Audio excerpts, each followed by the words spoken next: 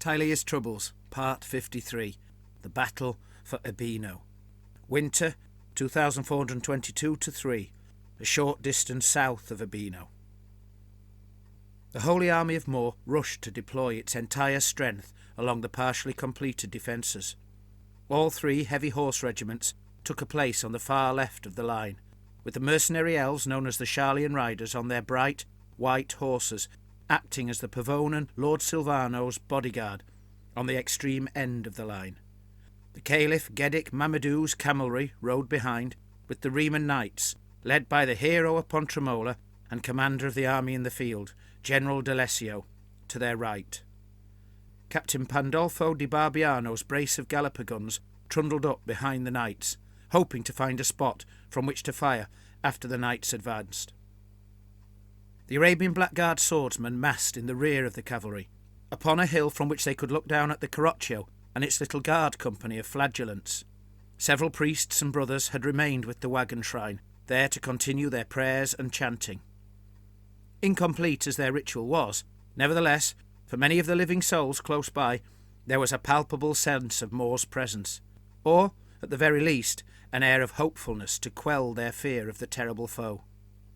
A large regiment of Estalian pikemen took up position near the centre of the line, with the Arch-lector Calictus II himself by their side. Several swivel guns and the volley gun were placed in the very centre of the line, and stretching out to the right of them stood first the Arabian musketeers with their impressively long-barrelled pieces, and then in succession the Arabian light spearmen, the main body of Morrite flagellants, and the Arabian heavy spearmen. Behind these foot regiments, 2 companies of crossbowmen occupied each of a pair of hills, while in the little dip between them rested Maestro Angelo da Leone's timber-clad steam engine, surrounded by scaffolding and topped by the incomplete ramp, intended to overcome the moated walls of Ebino. The Maestro himself stood upon the scaffolding, shouting down to the already sweating crewmen within the workings, issuing a complicated combination of instructions concerning how to build up steam, which parts of both the scaffolding and the supports for the ramp needed removing, and what alterations in driving and steering procedures would be necessary now that the gun platform was missing. Glancing repeatedly towards the front of the battle line, he interspersed his orders with "Hurry now!" and "Make haste!" and "No time for that!" A wheeled contraption of rather less elaborate and ingenious design trundled up at the flagellant's fore, its cacophonous bronze bell swinging erratically. Fighting Father Antonello, who nearly died leading the poorest of the Viadazan militia at Pontramola, and who had spent his time in Remas forging the very band of fanatics he now led, walked barefoot next to the bell, his sword held aloft as he sang of the painful, purging ecstasy of serving Morr's will to the death. At Pontramola his voice had been clear and strong, but here it had become the pained and wheezing cry of a man who had bloodily scourged himself of every thought but battle. For a moment, once the army was arrayed as best it could, there was almost complete silence. The pealing drums ceased their instructions, the sergeants and captains gave rest to their voices, and every mercenary soldier upon the field, Tilean or Arabian, fell silent. Even the flagellants ceased their loud chants, and instead spoke their prayers in growled whispers through clenched teeth. The only other sounds were the jangling of the mount's harnesses and the snapped fluttering of silken standards. Not one living soul present could help but fall quiet, for it was in that moment that the enemy hove into view, surmounting the ridge between the camp and Ebino. Every single thing that moved among their ranks was foul, and many were truly terrible to behold. Several large companies of skeletal warriors, wearing only the remnants of ancient armour and rags, with not a scrap of flesh to clothe their bones, made up their right, including an ancient headhunter's chariot piled high with the skulls of those he had taken in life, and, presumably, in death also. Closer to the centre of their line, being the first thing all living eyes were drawn to, was the unliving corpse of a huge dragon beast. Its motion seemed impossibly easy, considering it was nothing more than bleached bones and the thinnest taut tatters of leathery flesh. When its long neck came curling down to thrust its monstrous head forwards, a sound issued from its gaping maw, the echo of a cry from some hellish realm beyond the seam, twisted then amplified as it found its way into the mortal world. Behind this, flew some smaller, demonic creatures, although as they would tower over any mortal man, their smallness was only in comparison to the dragon. In the very heart of the line came a monstrous amalgamation of unliving parts, bound by a blue-hued miasma, the whole like something plucked from a nightmare, perhaps several nightmares conjoined. It appeared to be hauled by skeletal riders, although the mount's hooves struck nothing but air, as the ground was several yards beneath them. Limbless corpses, with chattering teeth, were impaled upon a shrine-like balcony, upon which stood a crooked figure, robed in a cloth woven from shadows. This horror alone proved the vampire duchess's corrupting power had grown far greater than that which Duke Alessandro had ever wielded, and that in the passage of time since she left Viadaza to return northwards, she had been diligent in her work to make a very hell of the north. The like of such an apparatus ad mortem, such an ammasso de cadaveri, had not been witnessed in Tilea for many a century, but nor had an undead army the size of which surrounded it. Ahead of the horror loped a band of undead brutes, and beside them a regiment of ancient palace guards led by the vampire Lord Adolfo. The tales of his death at the hands of the Duchess, punishment for the loss of Viadaza, were thus proved false. Next in line were two huge bands of ghouls and zombies, with a barely visible ghostly host of troubled spirits lurching ahead of them. Upon the very far left of the Duchess's army there rode a deathly hunt, with flail-armed riders galloping in eerie ethereal silence behind a pack of slavering hounds. They were not the only riders upon the field, for at the very centre of the line, beside the monstrous dragon, was a company of skeletal men-at-arms, their mounts caparisoned carcasses enclosed in carapaces of iron. In their midst rode the vampire Duchess Maria, with a gaze every bit as piercing as her bared fangs could be. As the Holy Army of Morr took in the full horror of what faced them, the Arch-lector's long-serving company of mercenary dwarfs jogged up towards the side of the steam engine, having been ordered to move wheresoever it went.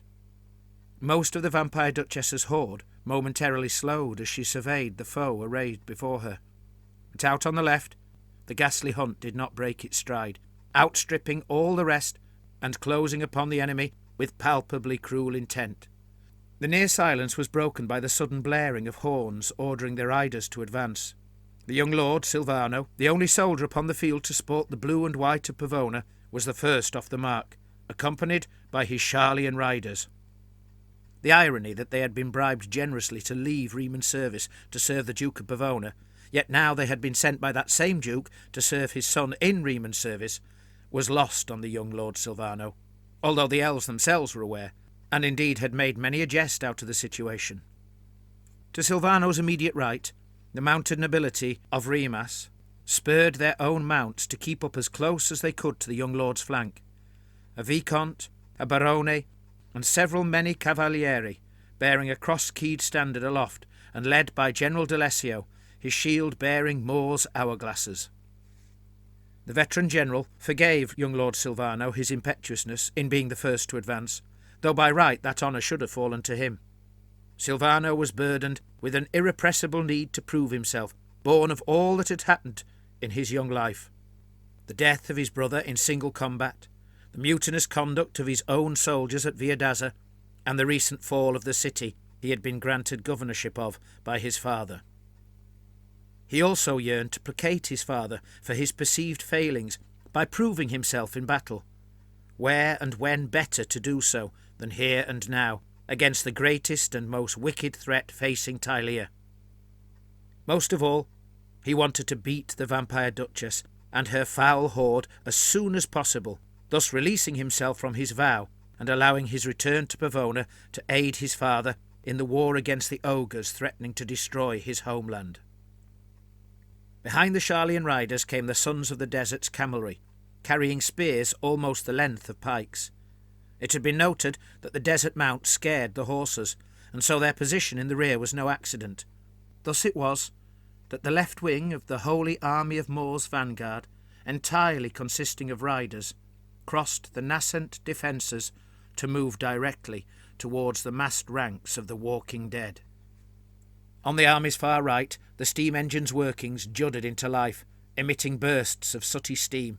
Then, after the squeal of grinding gears and the strained creak of stressed timbers, it broke free of the scaffolding enclosing it and jolted forwards to leave a trail of broken planks behind. Maestro Angelo watched it trundle away, cursing at its lack of armament. At Viadaza it had thundered aimlessly about, unable to inflict any real damage upon the walls or the foe shielding behind them, whereas now, partway through the transformation, intended to put right that particular deficiency and turn it into a wall-assaulting engine, it was going into battle without the guns that could make it truly effective in the open field. He was more than a little vexed at the constantly changing circumstances that prevented him from proving himself as a military engineer of genius. Had he just sent his greatest creation to its doom? The Dwarven Rangers watched the engine go by, waiting for their chance to move up in its wake, all the better to support it during the battle. While the famous Captain da Barbiano's Galapagons positioned themselves behind the beginnings of the earthwork velation, the regiments of foot soldiers stood their ground. The Arabian Light Spear Regiment looked on nervously over the piled timbers gathered for the parapet, while the black-robed vizier, in their front rank, began the dramatic gestures required for a conjuration. But his efforts evidently failed, for his hands came together in a conclusive clap, and nothing at all happened. He cursed in some archaic tongue, only half understood by the men around him. No other magical manipulation of the etheric winds had any obvious effect, but several of the slavering death-hounds did fall to crossbow quarrels, and the shambling blue-skinned horrors in the centre of the Duchess's line were blooded by musket shots. At the Carroccio, however, the clergy and fanatical dedicants were singing potent prayers with gusto, and as every Estalian and Tilean who could hear them took heart from the parts they recognised, their fear of the foe began to ebb away further. The black-robed swordsman above the Carroccio, who knew little of the foreigners' gods and had certainly never prayed to them, simply looked down in confusion at the fuss, and wondered why such supposedly fearless warriors would give themselves over to song when there was a battle to fight. The Duchess's unholy army came on slowly but surely, and apart from the ghostly hunt out upon the far left flank, only the monstrous undead dragon seemed to be in any hurry to reach the foe. Its huge wings flapped but 3 times, and with little swiftness, yet somehow lifted it sufficiently far to land before the Riemann nobility. Upon its arrival, however, it did nothing more than hiss with mean intent. Still, although its threatening display caused no physical harm, the beast's mere proximity was no easy thing to endure. Only the tiniest scraps of muscle still connected its bones, what remained being as tough as buff leather armour, and its grey flesh was also very much an incomplete covering.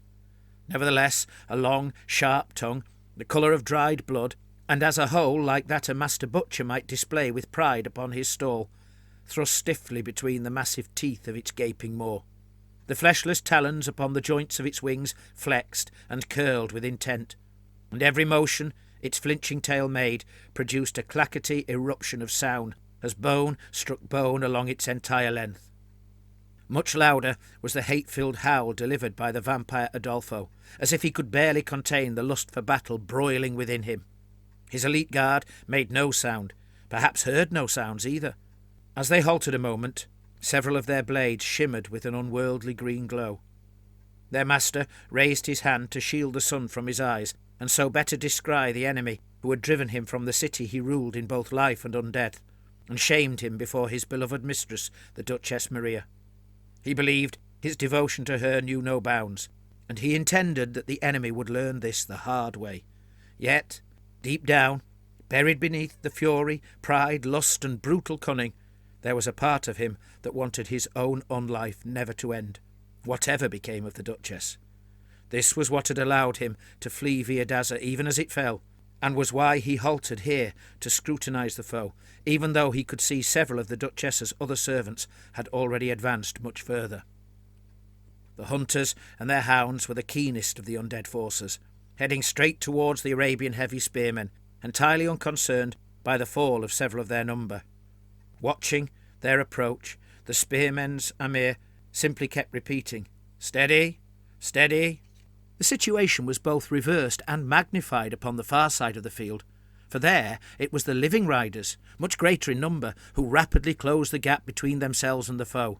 Their blaring horns suddenly gave vent to a new, more urgent flurry of notes, the charge, and all three bodies of riders crashed headlong into their skeletal opponents. So many were they and their foe, and arrayed so widely, that the Arabians and elves found themselves jointly taking on not 2, but 3 regiments of osseous foot soldiers, while the Riemann nobility levelled their lances to attack the great dragon itself. Lord Silvano held his own in the subsequent fight, which the elves around him thought was as much as could be expected from an as yet unblooded youth, while several skeletons were felled by the riders' lances. The mercenary Caliph Gedik Mamadou found himself locked in combat against a vampire, and the 2 of them drew blood, much to the vampire's distraction, but neither could fell the other. His emir and camel riders brought down many skeletons in both the regiments they faced, the camels themselves breaking several of the enemy into pieces under their heavy, splayed feet.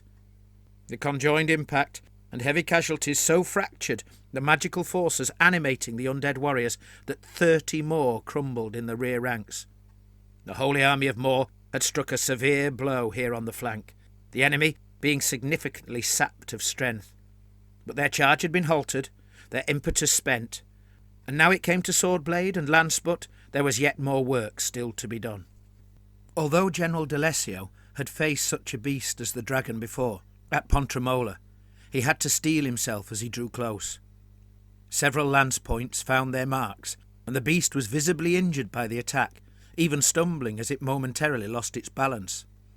Yet, like the camels and elves to the left, the knight's charge alone could not finish off the monster, and now they would have to fight without the driving force gifted by their initial charge, their lance attacks becoming more akin to mere prods than piercing thrusts. Crossbows, swivel guns, and the volley gun all did what they could to harm the approaching blue-skinned brutes, but with little apparent effect. The musketeers were too busy reloading their extraordinarily long-barrelled pieces to contribute their own leaden shot. Captain de Biagino decided to join the effort and targeted the same body of monstrous zombies, and was left dumbfounded when one of his piece's barrels blew apart and the other sent a round shot into the dirt rather than the foe. His first contribution to the battle, after all those weeks and weeks of hard riding, only to find his firepower, and the value of his investments, reduced by half. On the far right of the Holy Army's line, the Maestro's engine continued its trundling movement through the gap in the lines before it. In an effort to ensure its path towards the main enemy regiments remained clear, the crossbows atop the hill behind, and the pistol-armed dwarf rangers accompanying it, managed to slay the last of the hunt's hounds, while the vizier's second attempt to rain magical lightning upon the hunt's riders halved their number in a dramatic explosion of flashes. As the spears of blue light manifested in the air around the ghostly riders, the vizier began cackling, but this quickly turned into a more pained sound as he clutched his head and had to be caught by the men at his side before he took a tumble. When his hands came away, he seemed dazed, yet he took his place in the front rank once more. None of his companions thought to question him concerning what had happened. His trembling was proof enough that something had gone awry in his conjurations. The Duchess's army had been visibly harmed. Those who could see it now allowed themselves to believe that the day really would be theirs, even as the Duchess herself led her mounted guard in a charge against the Riemann nobility struggling against the dragon. But then the vampires summoned every scrap of etheric wind they could, and commenced the work of repairing and strengthening their warriors. Beside the headhunter's chariot of skulls, fallen skeletons by the dozen began to get back up to their feet. And so it went on, until nearly every undead regiment in the field was almost entirely whole again. The riders, every one of whom had dared to hope that they were only moments away from bursting through the few soldiers remaining in their way, which would have allowed them to turn upon the Duchess's flank and rear to begin the real work of annihilating her army, suddenly found themselves facing regiments almost as strong as they had been when they first entered the field. A sickening sense of doubt began to spread through the men, elves and dwarves of the Arch-lector's army.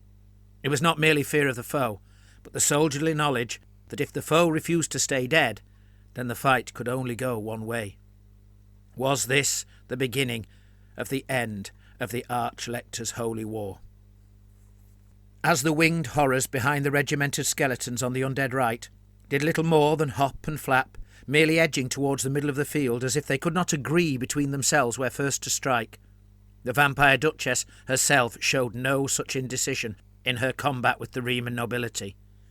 She had spied her old master's killer, General D'Alessio, among them, and sought to wreak her revenge for what he had done. Her mount's blood-hued barding marked her out, although she radiated such an aura of evil that she would have drawn the gaze of every living thing in her proximity, whatever she wore.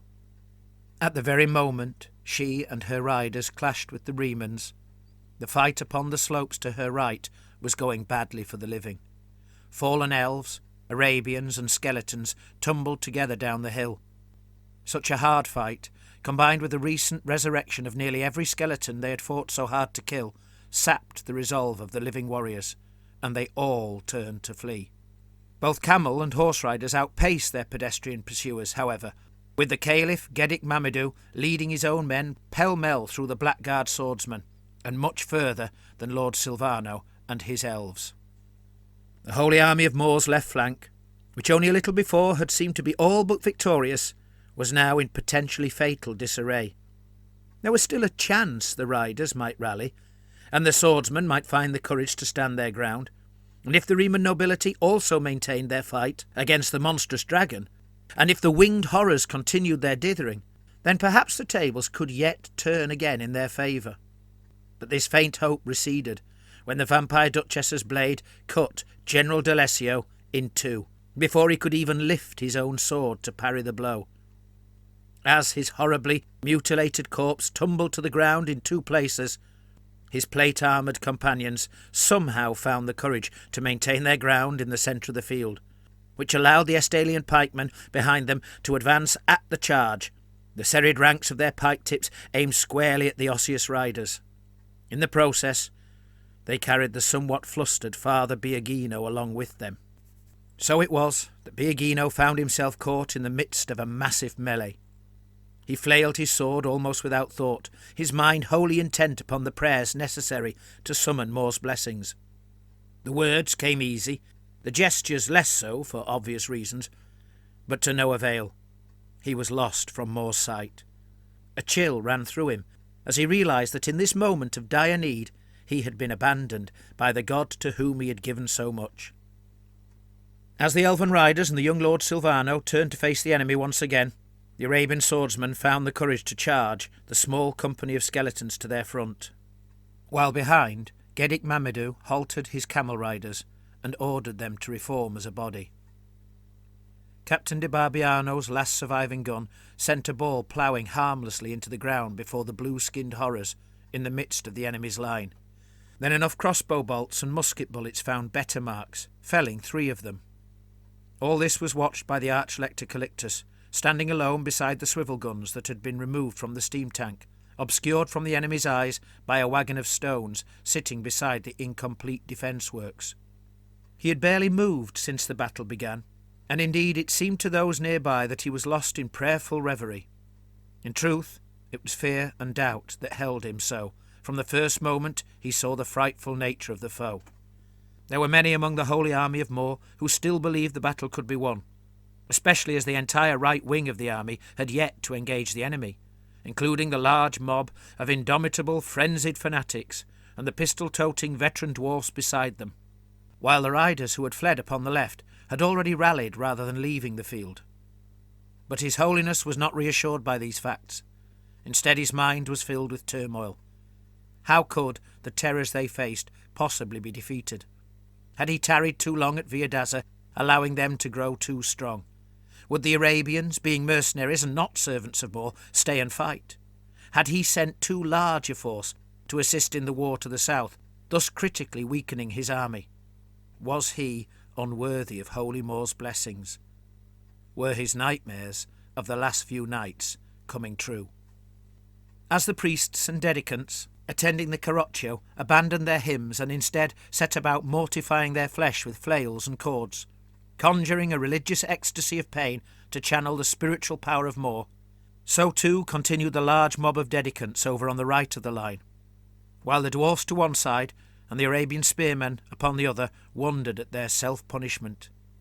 Meanwhile the steam tank seemed unstoppable as it coursed its way towards the heart of the enemy's line.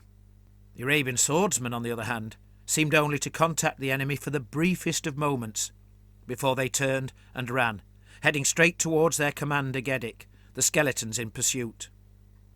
Their flight thus hindered, the skeletons soon caught them, bloodily tearing through them, and on into the camel riders.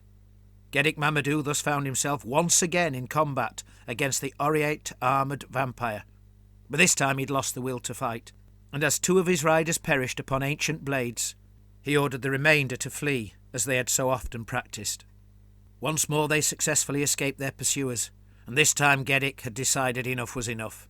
He was not going to allow the destruction of his entire company in an unwinnable battle, and so he commanded his drummer to sound the general retreat, then hurtled with the last of his riders through the camp and away from the battlefield for good.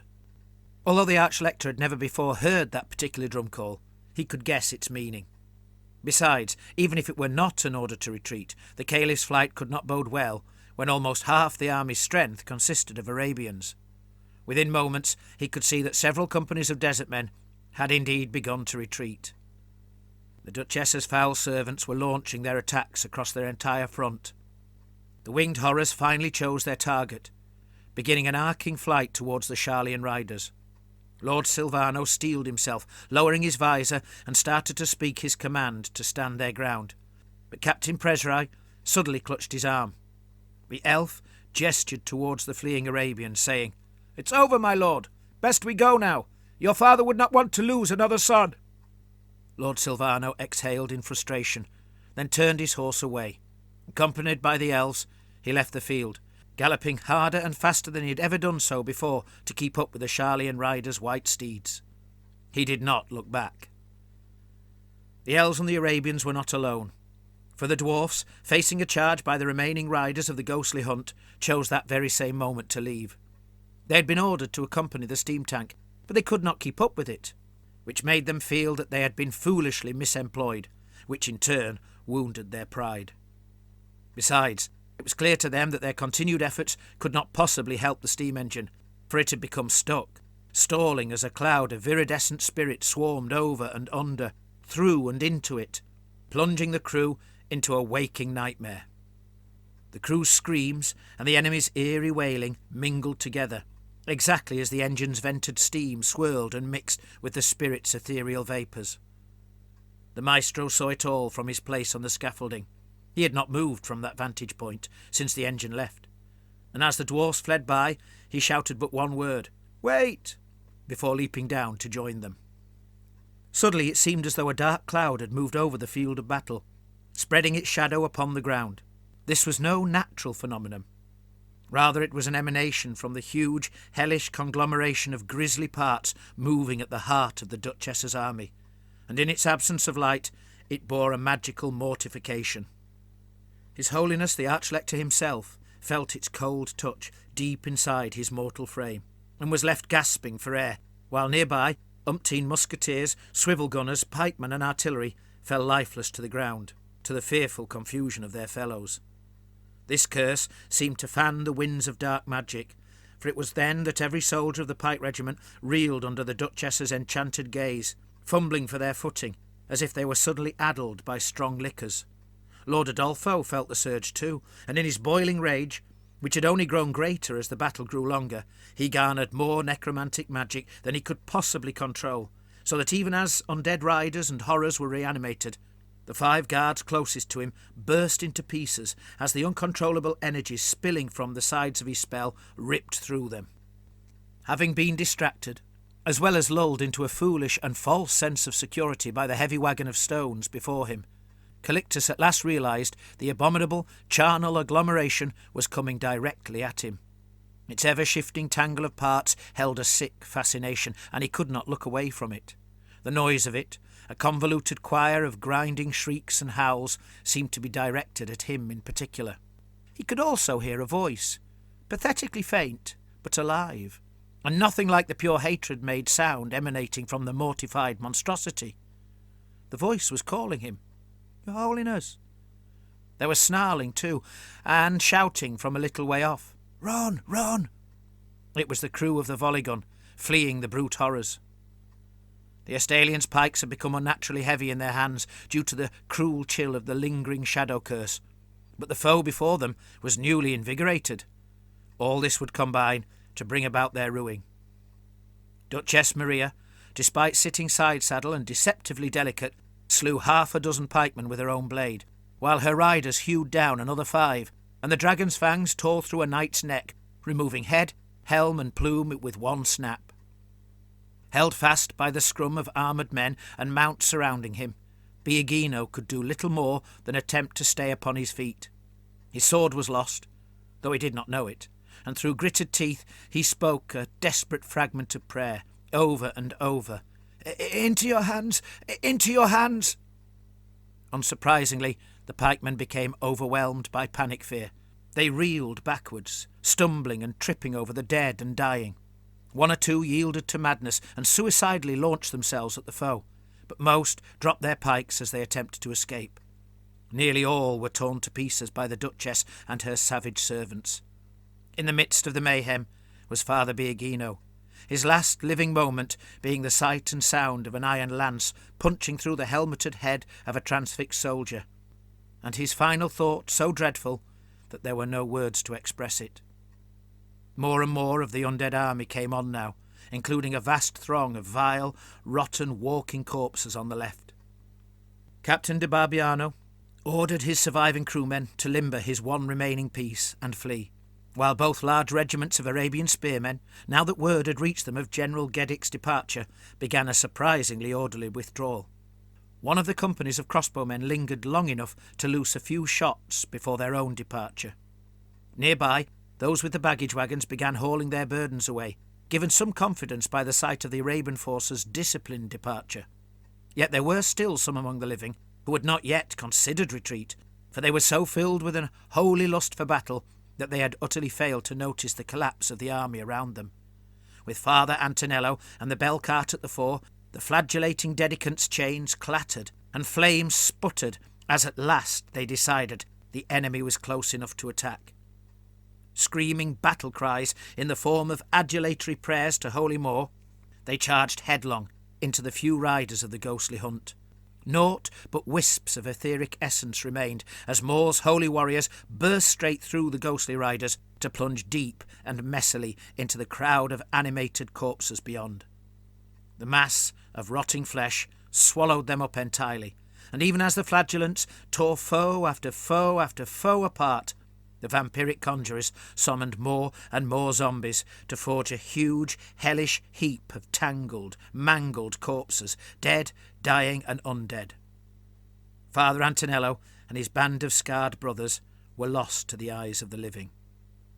Almost without thinking, the Arch-lector had staggered away from the wagon of stones, but kept turning back to look at the approaching horrors behind. He began prayer after prayer, each time uttering only a few words before sensing its failure and starting a different one. Then came the voice again. "Your Holiness, please, make haste!" "What?" said Calictus, as the riders at the front of the impossible, floating abomination levelled their spears, and the foul dragon's head thrust towards him to release its hideous screech. The appalling sound assaulted him, body and soul, then congealed sufficiently to knock him from his feet. "Oh dear," he began, but then spoke no more, nor ever again.